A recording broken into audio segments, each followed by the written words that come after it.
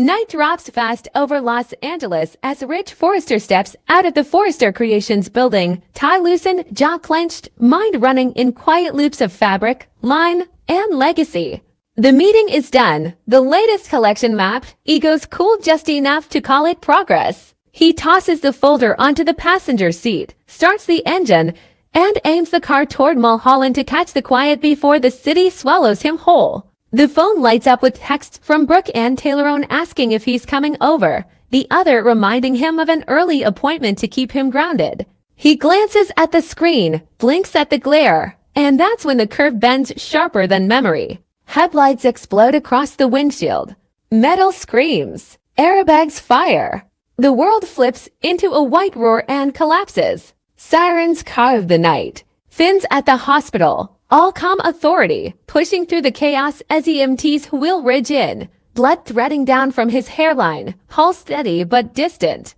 Eric arrives first, knuckles white on the intake desk. Donna behind him praying under her breath. Steffi barrels in like reckless weather. Thomas close. Hope with RJ, Brooke, and Taylor half step apart and miles away from each other.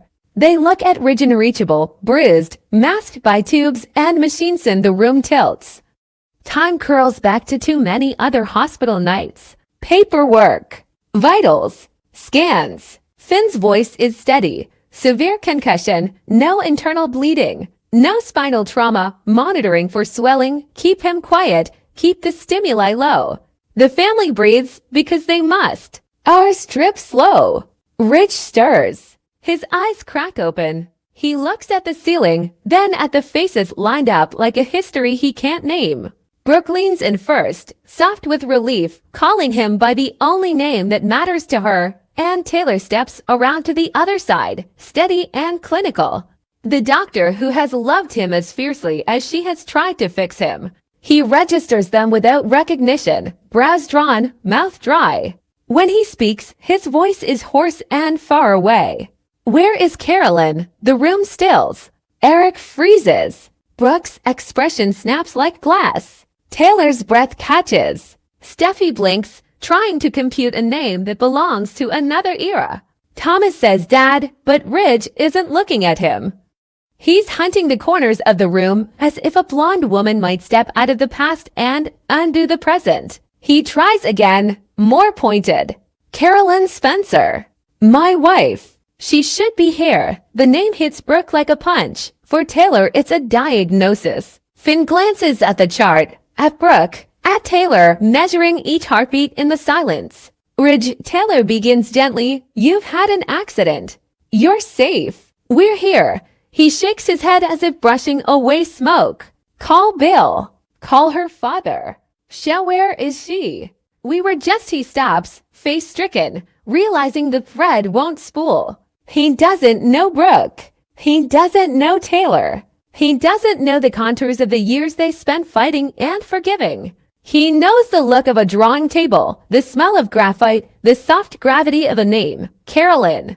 The truth lands hard, temporary amnesia. He's present and missing, alive but rewound. He's forgotten marriages and mistakes, triumphs and betrayals, truce after truce. He's forgotten Brooke's laugh, the one that has always dragged him back from the edge. He's forgotten Taylor's steadiness, the way she catches the parts of him that scatter. He has returned to an earlier version of himself, one that never made it past a grave. Word travels. The press teases it as rumor before sunrise.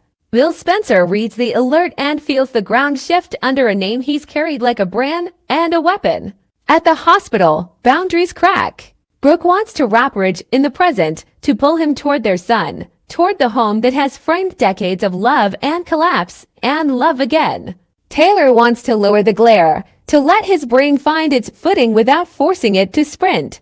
Eric stands between them, older but not softer, remembering a young man who learned to sketch on the corners of his desk and loved a girl with a kind of heat that set everything and everyone on fire.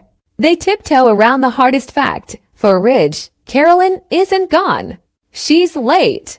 She's due to walk in with a smile he can draw from memory even if he can't name his own reflection. Finn recommends patience. He warns about pushing too hard. Memory is a stubborn river. You can't drag it upstream, you wait for it to rise. Ridge slips out sentences that make the years Aka mentions of a beach house that hasn't belonged to the living for decades, a wedding dress that only exists in photographs. A promise spoken under a sky that never gave it back. Brooke tries to reach him with simple anchors. She brings RJ, soft-voiced and steady, who calls him dad and holds his hand and tells him about surf wax and lousy cafeteria coffee and the time Ridge taught him to draw a perfect color stand. Ridge listens with peaceful confusion. He doesn't resist. He simply can't see the picture they're painting. When Brooke wipes his forehead, he thanks her like a stranger would. Taylor approaches from the medical side, setting up guarded exposure, old photos in muted light, names repeated without pressure, guided breathing, calm voices in short bursts. When Ridge refuses to rest, it's not defiance, he's searching. He pulls at the floor with a designer's impatience and a lover's certainty. She's waiting, he tells Finn, paling as he sits. She hates hospitals. The doctor keeps a hand on his shoulder. The safest place for you is right here. Ridge nods like a man acquiescing to a runway delay, not a life reset. He stares at the door and waits for a woman who can't cross it. Morning brings the first fissure. Ridge wakes to a pencil and a pad. He hasn't asked for them, but someone left them on the tray. He brings the pencil to paper as if breathing for the first time since the crash. Lines appear fast, spare and sure, no hesitation. A bodice with disciplined curves, a skirt that lifts the ground when it moves, a neckline that makes grief look like strength. He writes a name at the top of the Pagicarolini and signs it with the confidence of a designer who knows the room will hush when fabric meets air. Steffi sees the sketch and covers her mouth. Thomas's eyes go wet and sharp at once. The silhouette is unmistakable. It's the dress he once sketched for Carolyn in another decade, now altered by time he doesn't remember. He hands the page to Eric with the casual pride of a son returning to first principles. This is the collection, he says. We can't miss. Eric nods, not trusting his voice, because the dress feels like a door to a room none of them have entered in years. Brooke and Taylor both understand the risk. Honor the space his mind has chosen and you risk locking him in it.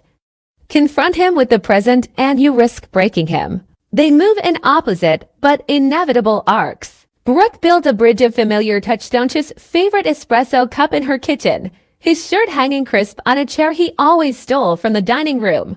A stack of magazines with pages dog-eared where her face smiles out from campaigns he directed.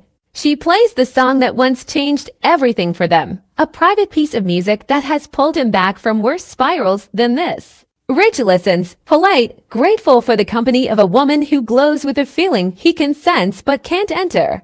Taylor takes the clinical path with the warmth of a mother who knows half of herself lives in this man.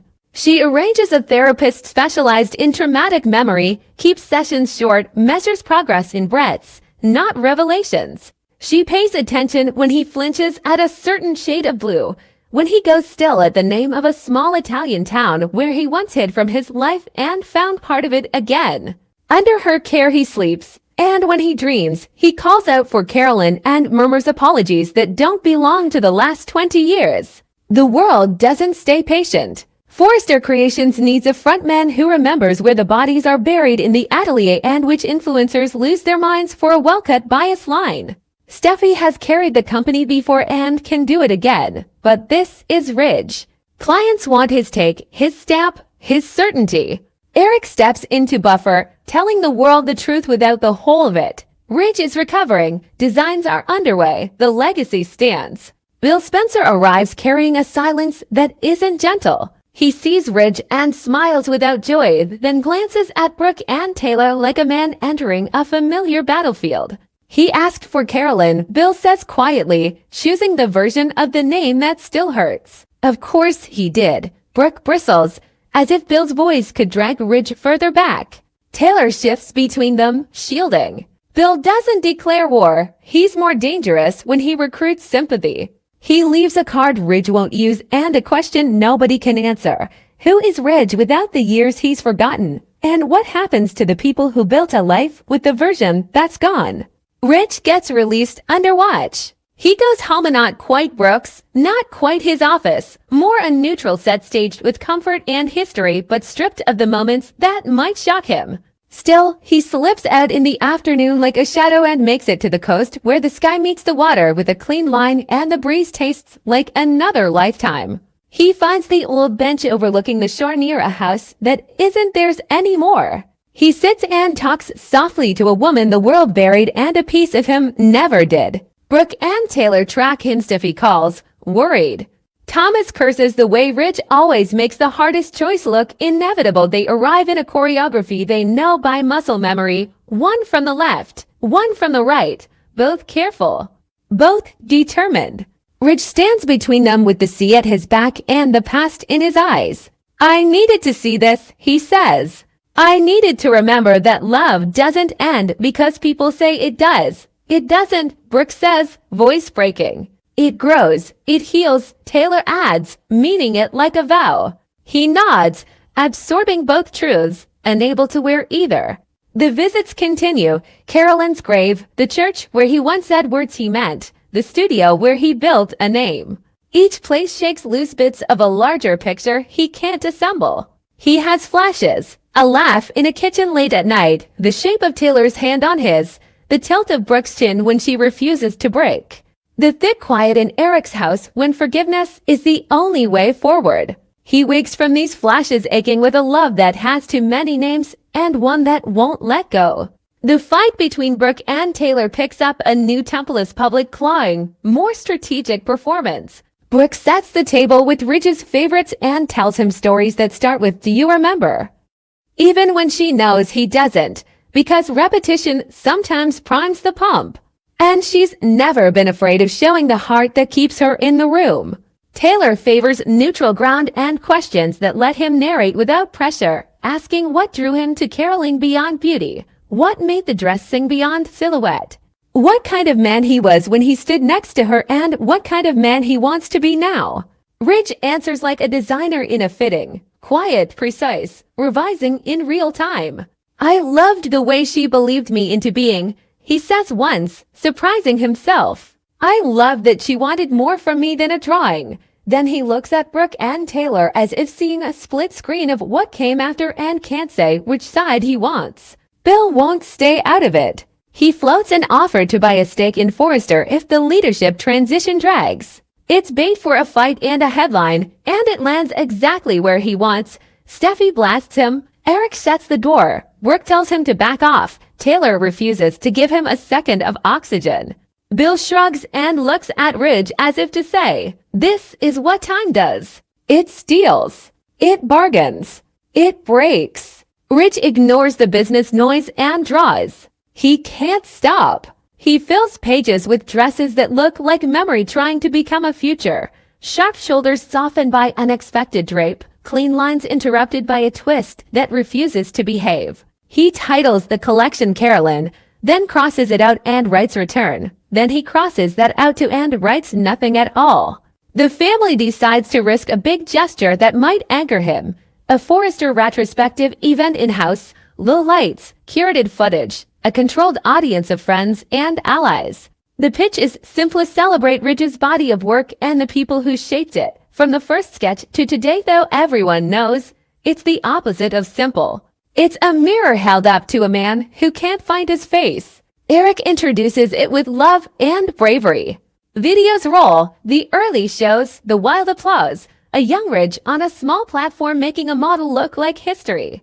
The footage of Carolyn comes quiet, not exploitative, elegant as a well-cut silk. Ridge goes still as she appears to live, moving, talking, laughing, and for a heartbeat the room holds only her. He steps closer to the screen like a man reaching across a river and hits a wall that isn't there. Tears don't come, something harder does. He turns, scanning the room, panicked. Then the present rises in a rush, clips a book, a vow after vow under too many arches to count, of Taylor in the desert light trying to make sense of a broken season. Of children growing and graduating and coming back to sit at family tables to argue in circles that somehow close. Ridge's breath shortens. The sound of applause from the past collides with pity from the present. He leaves mid-roll, shoving through a door into cool air and the night that started this. Brooke follows first, Taylor on her heels, both calling his name, both hearing it land wrong in the space between them. On the loading dock behind the building, Ridge leans on a rail and stares at the city. "I can't be split," he says when they reach him, voice flat with a kind of exhaustion that doesn't sleep off. "I'm standing into lives, and I don't belong to either." "You belong here," Brooke says, stepping closer, brave and bare. "With the people who love you now. You belong to yourself," Taylor counters, old training wrapped around the oldest truth. "Start there." He looks at both women and at something far beyond them. "Carolyn made me a promise I'm still trying to keep," he whispers. "To be better than the easy version of myself." The next morning he takes himself to the most honest place he knows, the studio floor with muslin, pins, and silence. He builds a dress without a sketch, trusting his hands to tell him what he remembers. It isn't a replica of the past, it's a reckoning. The bodice carries Brooke's courage in a square neckline that turns defiance into grace. The skirt holds Taylor's steadiness in a fall that doesn't need a spotlight to be seen. The back carries a small bow at the waist that looks like Carolyn's laugh, quick and bright. He calls it Carolyn's dawn because it feels like one. When he unveils it to Eric and the kids, Brooke and Taylor standing awkwardly on either side. The room breathes like it's been underwater too long. Eric steps forward and touches the fabric like skin. Steffi whispers, "Dad," as if it's a homecoming. Ridge Forrester sat alone in the darkened guest house behind the Forrester estate, eyes fixed on nothing, a sketchbook untouched in his lap. His face, once the center of a fashion empire and the battlefield of countless desires, was now combat empty. The memories hadn't come back, or at least not enough to make sense of anything. He remembered nothing of the Brooke versus Taylor saga that had consumed decades of his life. And that ironically made both women feel like they had a second chance. Brooke Logan believed, with every beat of her heart, that their love was unbreakable. Their history, no matter how stormy, had always brought Ridge back to her. Now, with his memory wiped clean, she saw this as a test not just of fate but of endurance. She reminded him constantly of their son, RJ, of the life they had built, of the millions of tiny moments she was certain would spark something deep inside him. Her voice was soft, tender, familiar. She played the piano piece he once said reminded him of her. She cooked his favorite meals. She surrounded him with echoes of the past, hoping the present would bend. But Taylor Hayes saw the same blank slate in Ridge as a gift. A clean canvas. A man unburdened by betrayal, pain, or decades of emotional warfare. She approached him gently, clinically at first, then with a more personal warmth. She brought photo albums, but only of their moments. She spoke of Aspen, of the family hikes, of the quiet mornings before the world expected them to be anything but human. She told Ridge that perhaps this was life giving him a second chance to choose the better path that didn't end in repeated heartbreak. It didn't take long before the two women collided again. Their smiles became weapons, their presence around Ridge a constant tug of war. Brooke insisted that she was simply reminding Ridge of the truth. Taylor accused her of manipulating a man too vulnerable to know better. Ridge watched their arguments with a detached confusion. The more they fought, the less he trusted either of them. He had no memory of the love they claimed, only the noise it now created. Inside the Forrester family, new fractures formed. Thomas, as expected, aligned with Taylor. His belief that Brooke had always manipulated Ridge ran deep, and now, with Ridge unaware of that history, Thomas saw a chance to finally secure peace for his mother. He pressured Ridge subtly, reminding him that Taylor had never betrayed him the way others had. He downplayed Brooke's role in the family and questioned her motives at every turn. But Steffi didn't see it the same way. To her, Brooke had matured. She had stood by Ridge through dark chapters when others would have walked. Steffi saw how Brooke's presence calmed Ridge when Taylor's intensity sometimes overwhelmed him. She argued that Brooke, not Taylor, was the anchor Ridge needed. The disagreement between the siblings escalated quickly. Heated words, slammed doors, and even the business began to shake under the pressure. Boardroom meetings turned personal. Decisions stalled. What began as a debate over Rich's well-being became a power struggle that echoed the worst of their parents' mistakes. And then, as always in their world, Sheila Carter found a crack and slithered in. Sheila watched from the shadows, waiting for the exact moment when both Brooke and Taylor were so focused on destroying each other that neither would see her coming. She found Ridge alone at A.L. Giardino one afternoon, sketchbook open, coffee cold, eyes distant. She sat down without asking and spoke softly, as if she were an old friend rather than the family's longest-running nightmare. "They don't see you," she said. "They see the Ridge they want to control. You're just a prize to them." Ridge didn't know who Sheila really wasn't fully, but he listened. Her voice didn't carry the weight of expectation or obligation. She didn't bring photos or memories. She brought questions. Questions that sank deep. "What if this accident wasn't an accident?" she asked, lowering her voice. "What if someone close to you wanted you out of the way?" She showed him doctored footage of grainy, shaky implying brake tampering.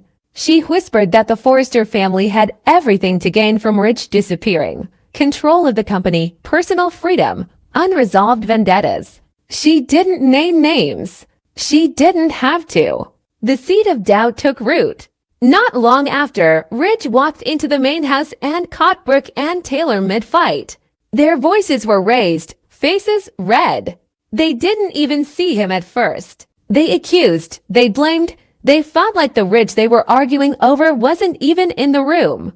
When he finally spoke, it was low, controlled, furious. "Is that all I am? Something to fight over." He turned and walked out. Neither woman followed immediately. They stood frozen in the wake of his disgust. Outside, in the twilight, Sheila appeared again, perfect timing, of course. She offered him a ride, a drink, a moment away. He accepted. That night, Ridge told her she might be the only one around him who wasn't lying. The next day, the doctor delivered the worst news yet. Ridge's memory loss might be permanent. It was speculative, but serious enough to shake the family.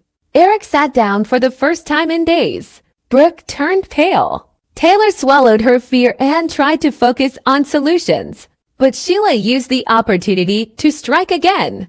She framed herself as the only person Ridge could trust. She reminded him that if he couldn't remember who he was, he had the right to decide who he wanted to be without influence. Then the real chaos began.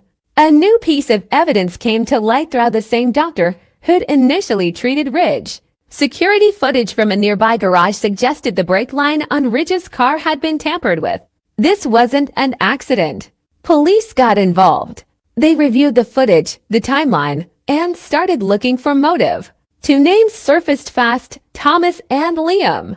Thomas because he'd made it very clear to multiple people that Ridge needed a reset and Brooke was in the way. His obsession with protecting Taylor made him reckless before. Could he have done something even more desperate?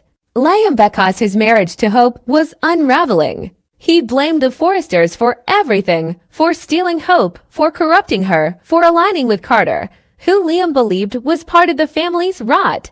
Liam had been unhinged in recent weeks. He had access. He had rage. Neither man was arrested, but the suspicion was loud. Meanwhile, Ridge began experiencing something new. Flashes. Small, disjointed images that didn't make sense. A stormy night. The sound of yelling.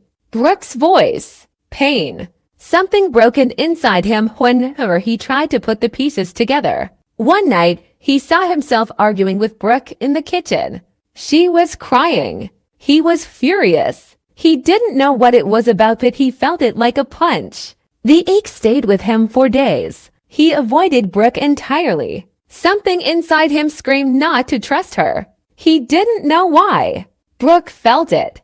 She saw the change in his eyes. She realized that if Ridge did remember everything, he might walk away from her for good. That terrified her more than losing him to Taylor, because she could see it building. Ridge pulling away, not because of love or logic, but because of pain. Pain he didn't yet understand. Then one night, in the final minutes of an otherwise quiet episode, Rich sat in his studio, alone. He was sketching again, lines messy, unfocused. He stopped suddenly. His eyes widened. A flash, a car. His car. He wasn't alone. Someone was in the passenger seat. He dropped the pencil. Another flash, a hand reaching over. A voice. Not Brooke. Not Taylor. He stood up, heart racing. He whispered, "I remember I wasn't alone in that car." The screen cut to black. The end credits rolled. And with it, the beginning of a new war, a deeper mystery, and the next explosive chapter of The Bold and the Beautiful.